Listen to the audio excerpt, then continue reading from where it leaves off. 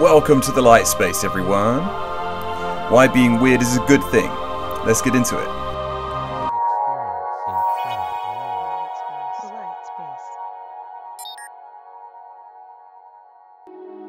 If someone described you as weird, how would you take it?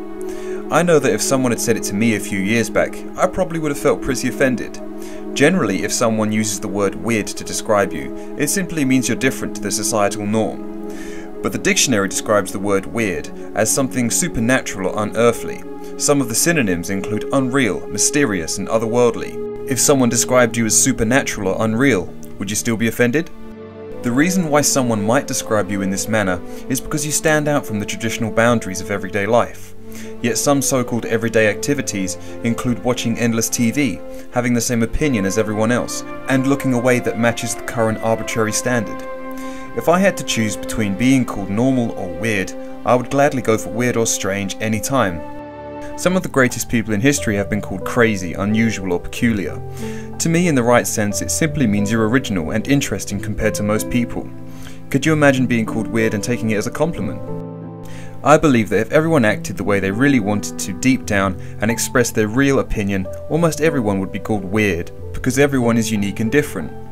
Generally, it is considered scary or challenging to break free from society's expectations. But why is this?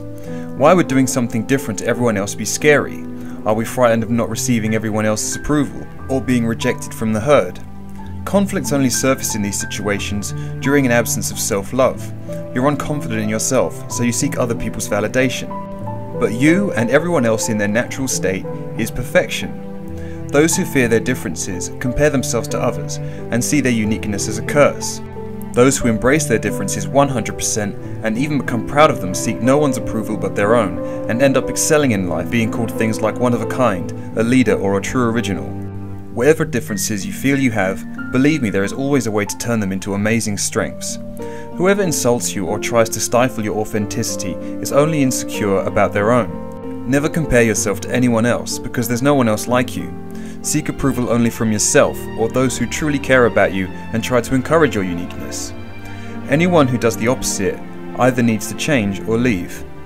If you didn't care what society thought, what would you be doing? What would you be thinking? Those were the questions that radically changed my life. When you answer them honestly, your inner resistance will start to disappear. You let go and say, you know what? That is how I feel about this situation, and that is what I really want to do with my life. Why am I wasting what precious time I have trying to please others whose opinion isn't really important anyway? I am who I am, and whoever doesn't appreciate that isn't worth my time. Don't waste your time trying to please everybody. You are perfection. You have nothing to prove. If others don't see that, they can't see it in themselves either, and you are therefore more evolved than they are. As long as you fully appreciate yourself, it will be virtually impossible for anyone's words or actions to make you feel bad. Learn to like what you see in the mirror. You are perfection in all forms. If you feel the need to get in better shape, please do. But don't think that you will be perfect when you are in shape. Know that you are perfection now and will simply be perfection reformed when you are in better shape. The same goes for any action towards self-development, whether it's new knowledge or a better career, etc.